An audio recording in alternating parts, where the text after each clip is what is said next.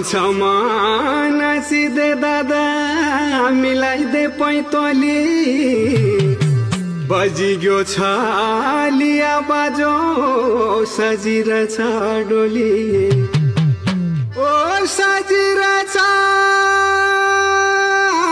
डोली सजिरहेछ डोली बाँचिरह्या मरु होइर्या आजका बेला बेली ए ब्युटिफुल बेली बेलो त हेन्सम छलिया बजामा हो नसा समा समा छलिया बजामा हो नसा समा समा ए ब्युटिफुल बेली बेलो त हेन्सम छलिया बजामा हो नसा समा समा छलिया बजामा हो नसा समा समा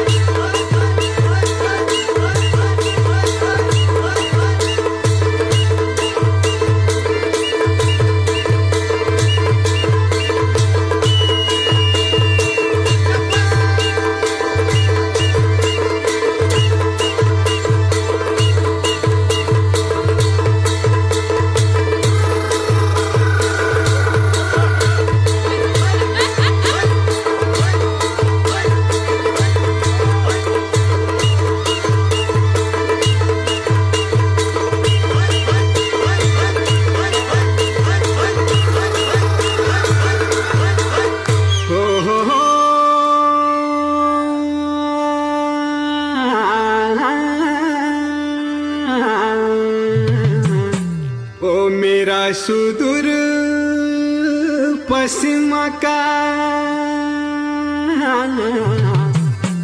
रमाइला चौबारा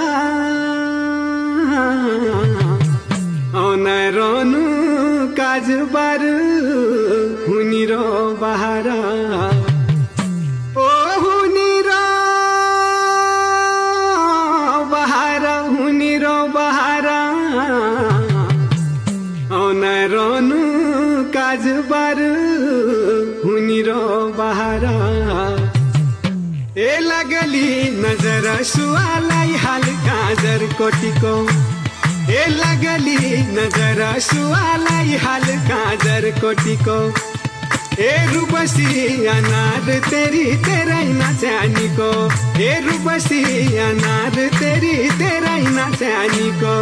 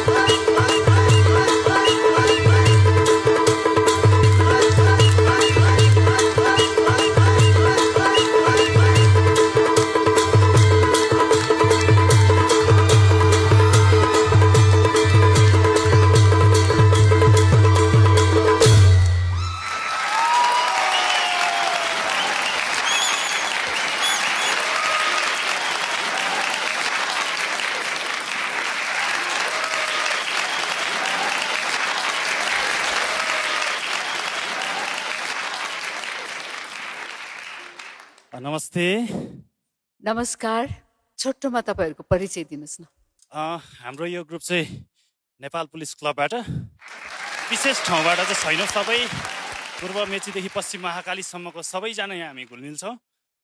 अहिले चाहिँ काठमाडौँबाटै एकजुट भएर आएका छौँ। नेपाल प्रहरी शान्ति सुरक्षा मात्रै होइन, कला संस्कृतिको पनि जोगर्नका लागि होइन पहिल्यैदेखि नै अग्रसर थियो। आजको दिन पनि त्यो इतिहासलाई तपाईँहरूले कायम राख्नु भएको छ, त्यसका लागि धेरै धेरै धन्यवाद। तपाईँहरूको धन्यवाद।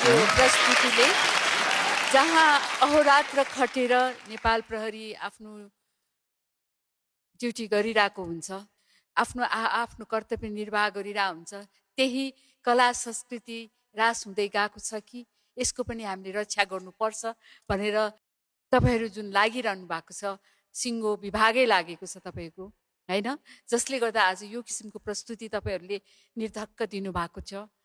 र जुन ठाउँबाट तपाईँहरू त्यो प्रस्तुति दिन आइरहनु भएको थियो त्यही ठाउँबाट जन्मेकी हुँ म। त्यसो भएर अलिकता त लोभ लागिहाल्छ है।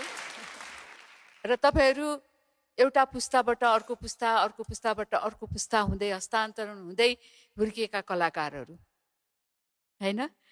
मबाट तपाईँहरूसम्म आइपुग्दासम्म तपाईँहरूले नेपाली कला संस्कृतिलाई यसरी जोगाएर राख्नु भएको छ। त्यहाँका अग्रज गुरुहरूलाई जहाँ जाँदा पनि नेपाल प्रहरीको कलाकार छ, आफ्नो ड्युटी छ, आफ्नो कर्तव्य र कर्म र कर्तव्य सँगसँगै आफ्नो कला संस्कृतिको लागि पनि यसरी अग्रसर हुनुभएकोमा र म जन्मेको ठाउँको रक्षा प्लस माया र त्यसको इज्जत जोगाइदिनु भएको र त्यो संस्कारलाई जोगाइराख्नु भएको हुनाले म सबै यी भाइ बहिनीहरूलाई स्याबास भन्दैछु र त्यो मञ्चलाई नमन गर्छु। नमस्कार सबैजनालाई। हजुरहरूको प्रस्तुति एकदमै राम्रो थियो। अझ धेरै कनेक्ट गर्न सक्छु म, किनभने मेरो जन्म चाहिँ डडेलधुरामा भएको हो र मेरो मम्मी बुवाहरू चाहिँ दिपायलमा उहाँहरू बसोबास गरेर पछि चाहिँ धनगढी हामी सिफ्ट भएको हो। सो यो चाहिँ मेरो ठाउँको, मेरो सुदूरपश्चिमको नृत्य म भन्न सक्छु प्राउडली। र त्यसको लागि म तपाईँहरूलाई एकचोटि उठेर ताली बजाउन चाहन्छु फेरि। Thank you sir. र आज तपाईँहरूको प्रस्तुति हेर्दाखेरि एकदम धेरै नयाँ कुराहरू मैले देखेँ क्या। किनभने अब हामी कतिवटा कुराहरू रेस्ट्रिक्सनमा लगेर जान्छौँ, तर यहाँ रेस्ट्रिक्सन तपाईँहरूले त्यसलाई चाहिँ त्यो बाधाहरूलाई चाहिँ नरोकिकन पछाडि जुन फर्मेसन्सहरू बनिरहेको थियो एकदम नयाँ लाग्यो होइन। एन्डिङमा 2टा लेयरबाट माथि एकजना उभिनु भएको थियो होइन। अनि बिचमा चाहिँ एउटा सरप्राइज पनि तपाईँले ल्याउनु भयो। यहाँ एउटा माहौल बन्दै थियो, ठ्याक्क त्यहाँबाट दौडेर आउनु भयो नि, एकजना आउनु भएकी थिइन्। सो उहाँको त्यो सरप्राइज पनि मजा आएको थियो। अनि त्यसपछि बिचमा 3जनाले एउटा फर्मेसन बनाएर स्पिन गर्नु भएको थियो होइन। त्यो स्पिन देख्दाखेरि त्यो स्पिनमा कस्तो भने चाहिँ एलिगेन्स पनि देखिरहेको छ क्या, किनभने त्यो त्यत्तिकै डिफिकल्ट छ तर घुम्दाखेरि त्यो एफर्टलेस देखिरहेको थियो क्या सबैजनाको। अनि एउटा टाइम आयो जब सबैजना घुम्नु भएको थियो होइन, त्यति बेला चाहिँ यस्तो फिल भयो कि लाइक यहाँ चाहिँ अब फेस्टिभल भइरहेको छ क्या। यो स्टेज होइन कि त्यो समथिङ एल्स बनाइदिनु भयो तपाईँहरूले। तपाईँहरूको यो प्रस्तुतिले यो स्टेजलाई तपाईँले एकदम डिफ्रेन्ट बनाइदिनु भयो, एकदम स्टेजभन्दा माथि पुर्याइदिनु भयो। थ्याङ्क यू सो मच त्यसको लागि तपाईँहरूलाई। थोरै कुरा राख्न चाहन्छु। यो हाम्रो नेपाल पुलिस क्लब धेरै पहिलादेखि नै नेपालको कला संस्कृति, मौलिक संस्कृति, लोकनृत्य सम्हाल्दै सिक्दै सम्वर्धन गर्दै यहाँसम्म आइपुगेको छ। अघि हजुरले पनि भनिसक्नुभयो म्याम। र अझै यो यहाँसम्म आइपुग्नलाई धेरै अग्रजहरू, आदरणीय गुरुहरू पनि हुनुहुन्छ, अगाडि बसिराख्नु भएको छ धेरैजना।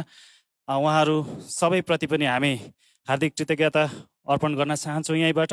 र विशेष गरी यो नेपालीहरूको, हाम्रो नेपालीहरूको यस कला संस्कृतिहरूलाई अझ माथि पुर्याउनलाई, अझ प्रवर्धन गर्नलाई, अझ विश्वभरि पुर्याउनलाई चाहिँ यो मेरो डान्स युनिभर्स इन्ट्रा फाउन्डेसन यसले चाहिँ धेरै ठुलो भूमिका खेलेको हामीले पनि महसुस गरेका छौँ। हामीलाई फेरि पनि यसरी स्टेजमा आउने मौका दिनुभएको छ।